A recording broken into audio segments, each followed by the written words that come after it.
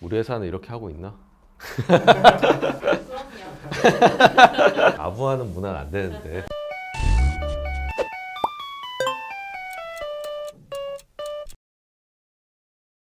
제가 유튜브에서 읽을 만한 책으로 추천해드렸던 그 중에 경쟁우위 전략과 현금의 재발견입니다. 이 경쟁우위 전략은 제목에서처럼 경쟁우위를 어떻게 확보하고 관리하는가에 대한 내용을 담고 있고요.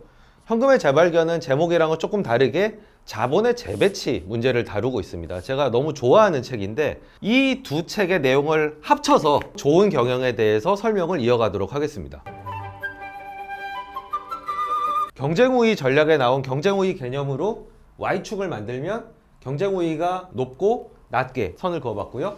현금의 재발견에서 얘기해주는 자본 배치 능력이 낮은 경우와 높은 경우 이렇게 나눠봤을 때 우리가 4개의 구역을 만들 수가 있습니다. 자본 배치 능력도 좋고 경쟁우위도 높은 이런 회사를 우리가 스노우볼형 기업이라고 얘기를 할 수가 있겠고요. 자본 배치 능력은 낮은데 경쟁우위는 높은 회사는 프랜차이즈형 기업, 자본 배치 능력은 높은데 경쟁 우위는 낮은 회사를 효율적 기업, 그리고 둘 다 나쁜 회사는 부실 기업. 자, 그럼 각 유형에 해당되는 회사들을 한번 얘기를 드리면서 이해도를 좀 높여 보겠습니다. 스노우볼형 기업의 대표적인 회사로 생각할 수 있는 회사는 LG 생활건강입니다. 화장품, 생활용품에서 진입장벽이 높으면서도 거기서 창출된 현금 흐름을 다시 M&A나 그리고 사업 확장에 써서 계속적인 성장을 이어간 대표적인 회사라고 할 수가 있죠. 그러면 LG 생활건강이 이 매트릭스로 봤을 때 어떤 플로우를 통해서 경영활동을 했나?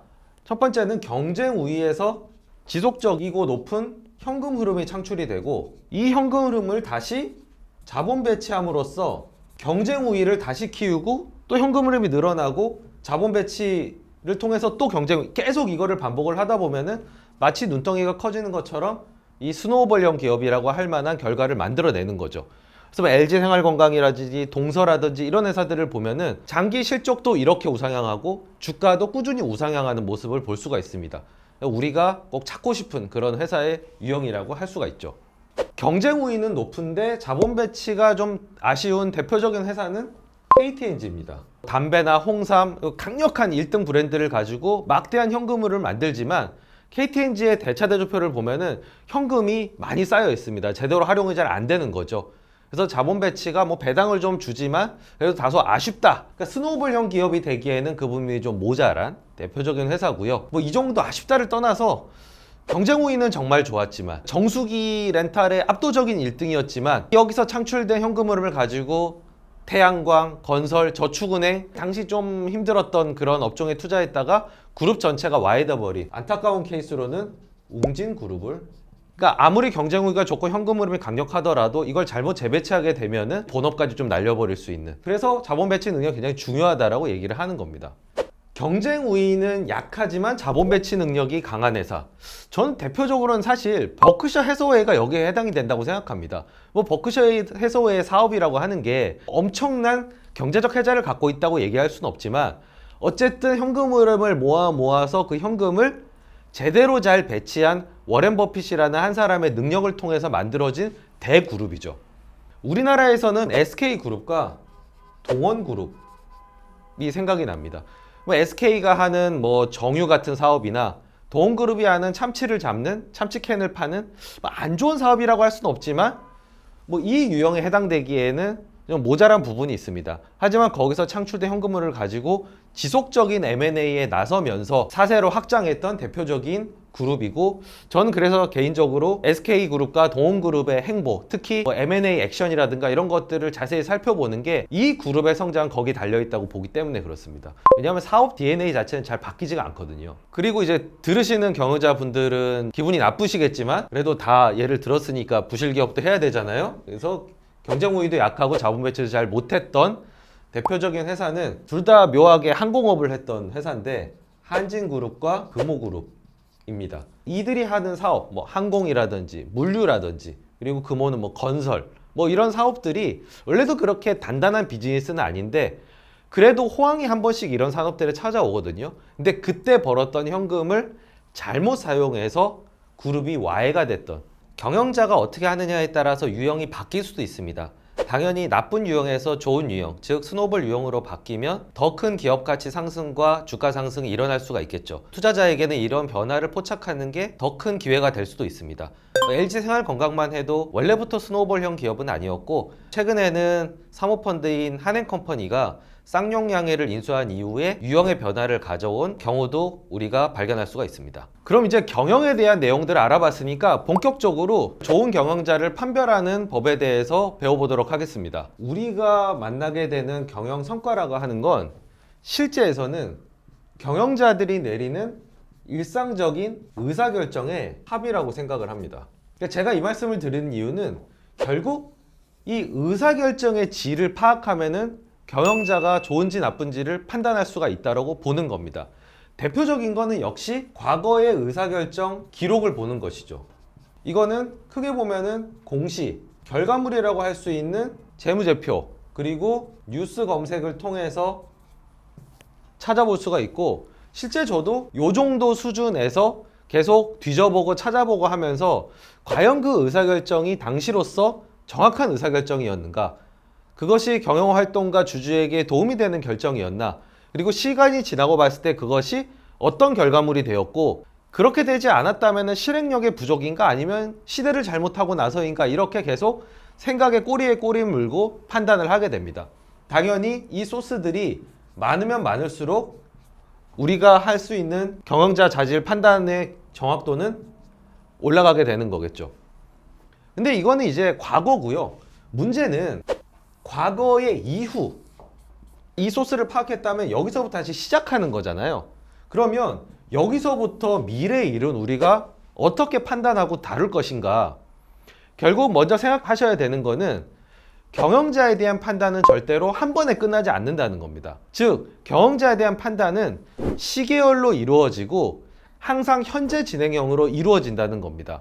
뭐 예를 들면 같이 일할 동료들을 뽑을 때 이력서도 보고 면접도 보고 하지만 자네는 정말 그 능력 있는 인재네 라고 얘기를 하더라도 사실 같이 일을 해보고 생활을 해보고 하면은 다른 판단이 낼 수도 있고, 아니면 그 이상의 인재라는 걸 확인할 수도 있는 거잖아요. 그래서 우리가 인턴 제도를 통해서 같이 생활해 보기도 하고, 그리고 계속 인사고과를 통해서 쭉 살피다가 결국에는 그 시간에 테스트를 통과한 사람들이 이제 임원이 되고 사장이 되고, 실제로 우리가 일하는 회사에서 그런 일들이 일어나는 것처럼 마찬가지로 경영자, 이 사람이기 때문에 한 번에 판단을 할 수가 없습니다. 그래서 이렇게 시계열로 계속 판단을 하게 되는데, 여기서도 공시, 재무제표, 뉴스 검색이 계속해서 발생을 하게 됩니다. 그럼 그것을 우리가 과거 판단하듯이 실시간으로도 판단하면서 이것을 비중으로 반영해 나가는 겁니다. 그러니까 제 포트폴리오도 보면은 비중 0.5%짜리, 1%짜리 이런 것들도 꽤 많은데 또 10%짜리, 9%짜리들도 있단 말이죠.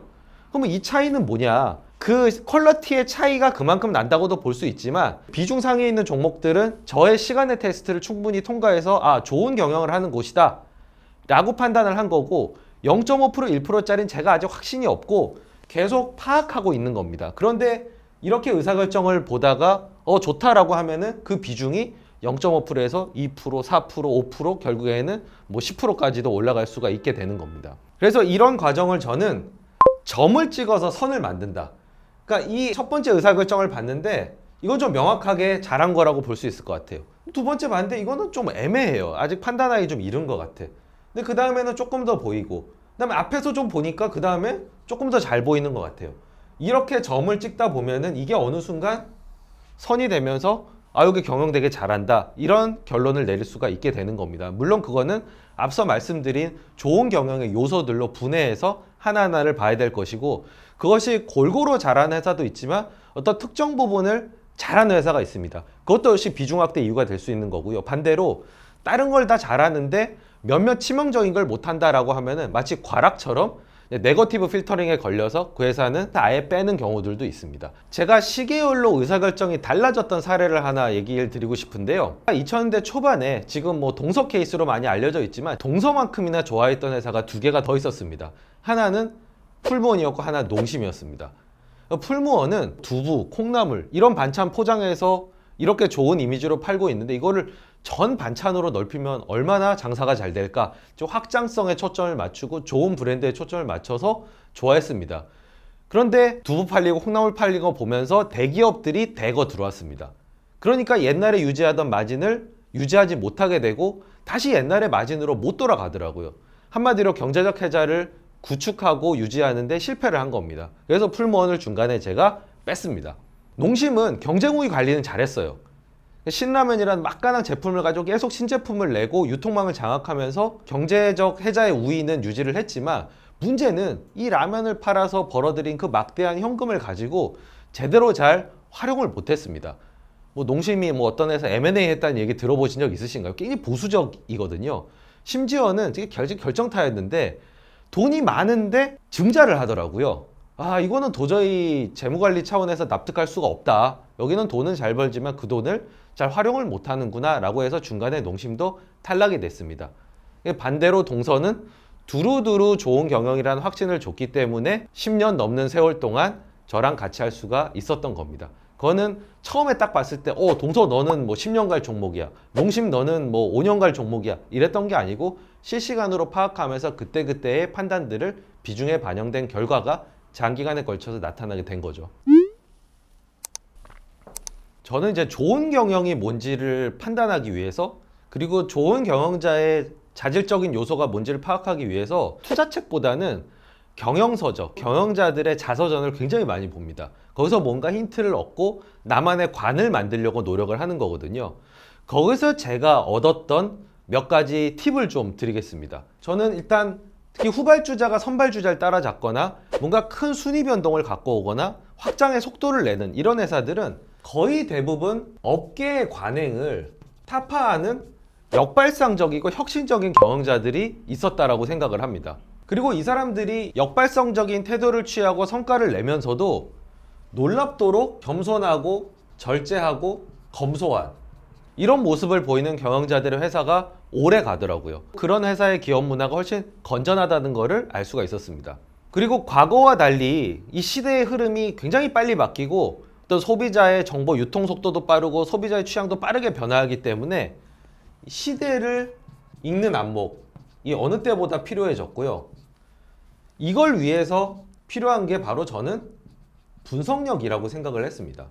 물론 직관을 쓰는 경영자들도 있겠지만 그 지속력이 좀 약하고요. 그러니까 좋은 리더는 좋은 리더입니다. 발음이 좋은 리더가 사실 책을 많이 읽고요. 그것을 통해서 공부하고 하면서 조금씩 미래를 보고 현재의 시대를 보고 경영의 트렌드를 살피는 이런 사람들이 결국은 좋은 경영 활동의 결과물을 냈었다는 것을 확인을 했었습니다. 그리고 최근에 제가 파악한 경영의 트렌드, 한국 기업에서 이런 경영의 트렌드가 있고 제가 이런 요소가 있으면 있을수록 너무 더 호감을 가지는 그런 요소들이 있는데요. 우리나라는 전통적으로 대기업들이 공채 시스템을 갖고 있었습니다. 신입사원을 왕창 뽑아가지고 교육해서 그 안에서 경쟁을 통해서 임원으로 승진하는, 그래서 뭐 공채 몇 기다, 나는 뭐 여기서 입사해서 사장이 됐다, 이런 스토리들이 많았는데 시대가 바뀌어서 그때그때 전문가들을 수시 채용하는 형태로 많이 바뀌고 있습니다. 그 트렌드에 맞춰서 외부 전문가를 과감하게 영입하는 회사, 그리고 그렇게 외부에서 들어온 전문가가 조직에 잘 무리 없이 적응할 수 있는 조직의 개방성. 저 괜찮아요? 저거 들어가도? 예. 그리고 자유롭게 이 시대의 변화를 따라가기 위해서는 리더 혼자 간다고 되는 게 아니잖아요. 이런 토론들이 심지어는 아래에서 위로도 건의되고 그것들이 받아들여지려면 수평적인 문화가 필요합니다. 옛날처럼 수직적인 문화로는 지금의 시대를 버텨나가기가 어렵습니다. 그래서 이런 요소들이 갖추고 있고 이렇게 변화하려고 노력하는 회사에 많은 호감이 가고, 이런 경영의 차원에서 봤던 회사가 바로 현대차였습니다. 최근에. 현대차가 이렇게 바뀌고 있으니 결과물도 다를 수 있지 않을까라는 가설을 세웠는데, 그 이후에 나오는 차량들을 보면서 이거는 지속 가능한 제품 개발 능력, 마케팅 능력으로 연결이 될 수 있겠다라는 확신을 갖게 된 계기가 이런 경영의 트렌드에 맞는 방향으로 가고 있다는 생각이 들어서였습니다. 마지막으로 드리는 최후의 팁은 바로 이겁니다. 어떤 한 회사를 분석하기 위해서 저희가 자료를 모으고 질문지를 만들고 탐방을 가고 회사와 소통하고 이렇게 결론에 도달해 나가는 과정에서 이 회사에 간섭하고 싶은 마음이 자꾸 생기거나 이 회사 경영을 이렇게 바꿨으면 좋겠는데 라는 마음이 든다면 그거는 좋은 경영이 아닐 가능성이 높습니다. 좋은 경영자는 우리가 어떤 경영에 대한 관을 분명하게 세우고 있다면은 마음이 합한 자가 바로 저희가 택할 좋은 경영자입니다. 근데 간섭하고 싶다? 이런 마음이 아니라 진짜 내가 이 회사 경영을 해도 이거보다 더 잘할 수는 없겠다. 난 이 회사 경영권에 관심이 없어. 난 그냥 이분이 건강하게 이 회사를 오래오래 해줬으면 좋겠어. 바로 그런 느낌이 들어야 진짜로 좋은 경영자가 있는 회사를 택했다라는 아주 상쾌한 느낌이 들게 되는 겁니다. 그리고 또 뭐 저희가 인터뷰나 이런 거를 몇 개를 보고 이 사장은 되게 착하고 좋은 마음씨를 갖고 있구나. 뭐 물론 다 그러면 좋겠지만 일단은 결과물 내야 되는 기업 경영에서는 능력이 우선이고요. 능력보다 어떤 그런 감성적인 부분에 취해서 경영자를 잘못 골라서 투자를 좀 그르치게 되는, 저도 사실 그런 경험들이 있기 때문에 그런 부분들은 좀 조심하면 좋겠습니다. 그래서 저희가 믿고 맡길 수 있는 경영자, 좋은 경영자를 찾아서 돈을 벌어주고 저희는 편안하게 생업에 종사하고 잠을 편히 이룰 수 있는 그런 기업들을 찾아서 장기 투자하시고 성공 투자하시면 좋겠습니다. 오늘의 강의는 여기까지였습니다. 들어주셔서 감사합니다.